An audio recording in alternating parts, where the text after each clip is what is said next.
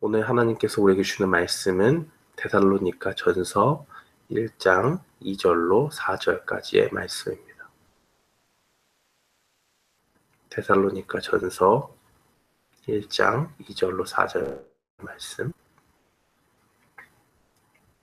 우리 다 찾으신 줄 알고 함께 봉독하겠습니다.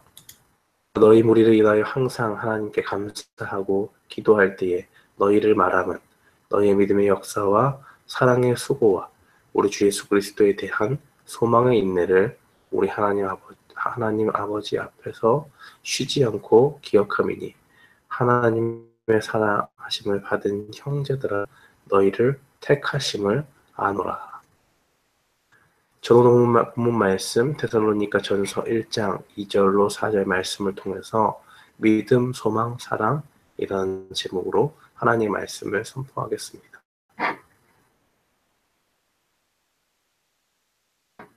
오늘 본문 말씀은 데살로니가 전서에 나와 있는 사도 바울의 진술인데요.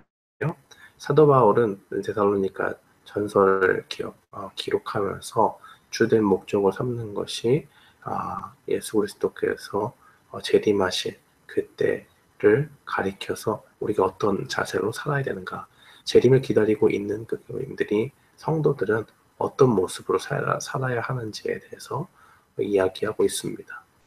데살로니가 전서를 쓰면서 어느 편지와 다름없이 사도 바울은 데살로니가 교인들에게 무난 인사같이 또 평안을 기원하는 그러한 인사말을 건네고 있습니다. 이 인사말을 건넬 때 상당히 상투적일 수 있지만 오늘 본문은 조금 독특한 것이 있어요. 그것은 뭐냐면 구체적으로 뭔가 기도하는 그 내용들이 담겨져 있습니다. 우리가 본문 말씀에 보듯이 우리가 너희 무리를 인하여 항상 하나님께 감사하고 기도할 때에 너희를 말함은 이라고 이야기하면서 이제 3절에 왜 내가 기도하는지, 감사하고 기도할 때 너희를 이야기하는지를 이야기합니다. 너희 믿음의 역사와 사랑의 수고와 우리 주 예수 그리스도에 대한 소망의 인내를 우리 하나님 앞에서 쉬지 않고 기억함이니 라고 그렇게 말하고 있습니다. 똑같이 예수님을 믿는 사람들이 있어요. 그러면 이 사람의 믿음이 다르고 저 사람의 믿음이 다른 것이 아니죠. 우리는 한 믿음을 가지고 나아갑니다. 무엇입니까? 우리 주 예수 그리스도께서 우리를 구원하기 위해서 십자가에 달려 돌아가셨고 우리를 사랑하시며 말미암아 그 일을 행하신 것이 분명하고 그것을 믿는 자마다 누구든지 영생을 얻는다는 중심인식을 가지고 한 믿음을 가지고 나아갑니다. 근데 이 믿음을 받아들일 때 그것을 정말 가슴 절절 느껴서 정말 이 하나님께 은혜로 받은 그 구원의 은혜를 가지고 내가 어떻게 살아야 되는가 심각하게 고민하면서 사는 사람들이 있습니다. 반면에 내가 받은 구원이 너무나 당연하게 느껴져서 그 구원의 깊이와 큰 그 은혜를 가슴 깊이 느끼지 못하고 그냥 내가 구원 받았으니까 됐다 하고 그냥 구원의 문제를, 구원의 은혜와 그 감사에 대한 것이 없이 그냥 그렇게 상투적으로 고백하고 그냥 나 구원 받았으니까 라고 하면서 죄와 가깝게 지내고 하는 그런 모습들이 있죠. 한 믿음을 가졌는데 분명히 믿음 안에서 하나님의 그 은혜, 구원의 은혜에 대해서 깊이 깨닫고 감사하며 나아가는 사람들이 있고 그렇지 못한 자들이 있습니다. 사도 바울은 한 믿음을 가지고 있는 형제들, 특별히 데살로니가 전서를 쓰면서 데살로니가 성도들에 대한 인상을 이야기하는데 그들이 하나님 앞에서 쉬지 않고 하나님의 은혜를 기억했다라고 그렇게 보고 있습니다.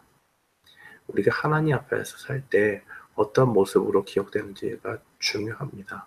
사람들 앞에 기억되는 것 중요하지만 무엇보다 사도 바울은 하나님의 사역자예요. 그러니까 어떤 기준으로 보겠습니까? 하나님께서 우리를 어떻게 보실까라는 그러한 기준으로 볼 것입니다. 그런 면에서 봤을 때 데살로니가 교인들이 지금 어떻게 살고 있는지를 들어서 하나님께 정말 그 모습이 너무나 아름다워서 하나님 앞에 감사하고 있는 것이죠. 오늘 우리는 어떤 모습으로 살고 있습니까? 정말 하나님의 은혜에 깊이 감사해서 정말 그 은혜를 기억하며 살고 있습니까? 오늘 본 말씀을 통해서 우리는 우리가 주님의 구원의 은혜를 받은 자로서 어떤 모습으로 살아야 하는지를 확인하며 또 큰 도전을 받을 필요가 있습니다. 사도 바울은 어떤 이유로 기도할 때마다 하나님 앞에 감사했습니까?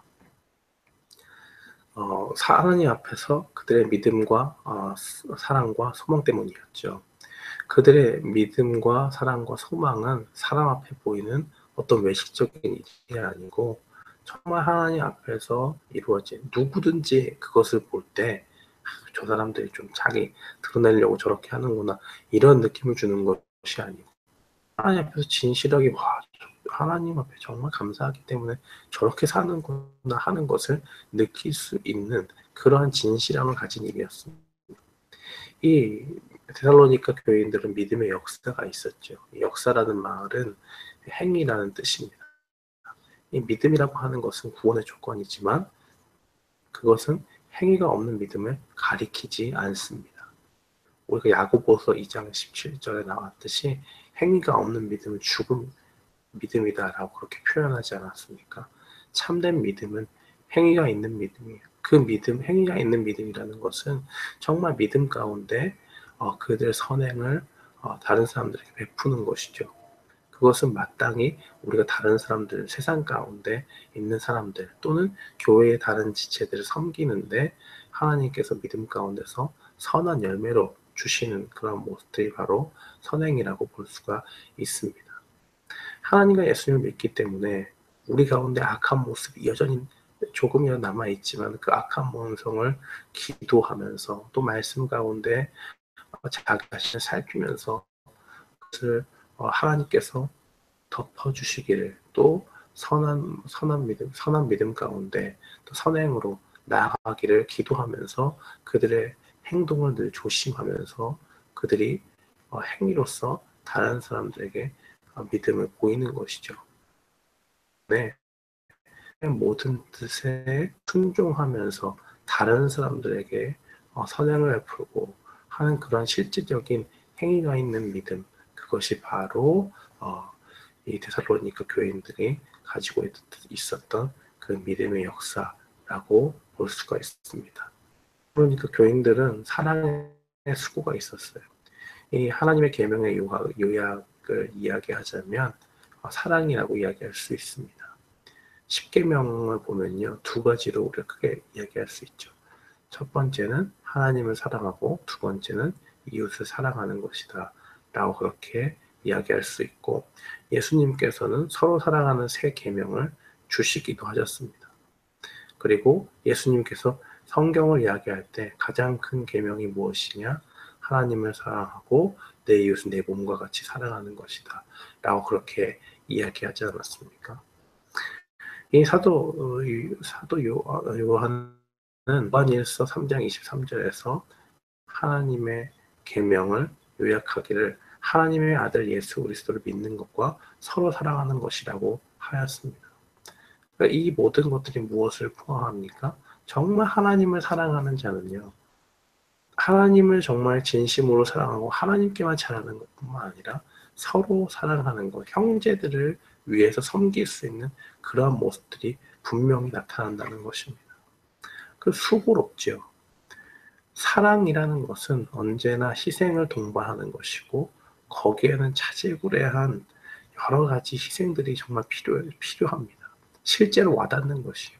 사랑한다고 해놓고 아무런 케어하지 않고 다른 사람들을 대하는 것. 우리가 아이들을 대할 때 보면 사실 별거 아닌 것 같지만 아이들을 대하는 건 참 손이 많이 가는 일이잖아요. 그런 것들을 할 때 왜 하는 것입니까? 사랑의 수가 있기 때문에 그러는 것이죠. 사랑한다고 하면서 아이가 예를 들어서 기저귀를 잘 갈아주지 않아요. 사랑하지만 너무 귀찮아서 안 했다. 이렇게 이야기하는 사람은 없지 않습니까? 그러니까 사랑의 수고가 데살로니가 교인들의 삶 가운데 분명히 있었다는 것을 우리가 볼 수 있습니다. 또한 데살로니가 교인들에게 어떤 것이 있었느냐? 예수 그리스도에 대한 소망의 인내가 있었습니다. 우리의 소망은 예수께서 다시 오시는 것을 기다리며 사는 것입니다. 그런데 그 소망 가운데 나가는 것은 이 세상 힘든데 도대체 언제 오시나 이러한 탄식 가운데 있는 것이 아니라 여러 가지 힘든 가운데서도 희망차게 소망 가운데 그래 내가 지금 비록 힘들지만 하나님께서 오시면 우리에게 정말 참된 구원 가운데 다시는 눈물 흘릴 일이 없는 영광스러운 그 나라를 주시니까 내가 그것을 바라보며 기다려야겠다 하는 그런 소망을 분명히 가져야 한다는 것입니다. 현실 가운데 고난을 이길 수 있는 여러 가지 방법들을 세상은 이야기하고 있습니다. 이것이 프랑스에서 이렇게 격언 중에 하나는 셀라비, 그래서 이게 인생이다. 고난이 없이 고난이 있는 것이 인생이지요. 없는 것이 인생일 수 없다고 이러면서 이야기하지만 그런 것들은 세상적인 접근일 뿐이에요. 고난이 당연히 있는 것이지만 그것을 인생 가운데 고난이 있다는 것을 인정하는 것이 소망 가운데 사람을 살게 하지 않습니다. 고난이 있다는 걸 인정하면서도 그 고난이 나에게 벅차게 다가오면 어떡해요? 이길 힘이 없어요. 사람은 절대로 이길 힘이 없습니다. 그 가운데 그 부딪힌 현실 가운데 낙망하게 되고 뒷걸음질 치게 되는 것이 인간의 연약함입니다. 그럼 어떻게 이길 수 있느냐?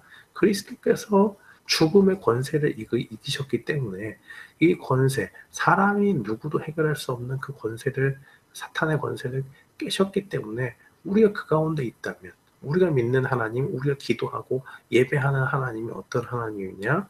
그 모든 것들, 내가 실제로 처한 벅찬, 내가 감당하기 힘든 버거운 그 고난의 현실 가운데서도 하나님께서 능히 승리를 주실 수 있구나라는 것을 소망하면서 그거 나갈 수 있는 것이에요.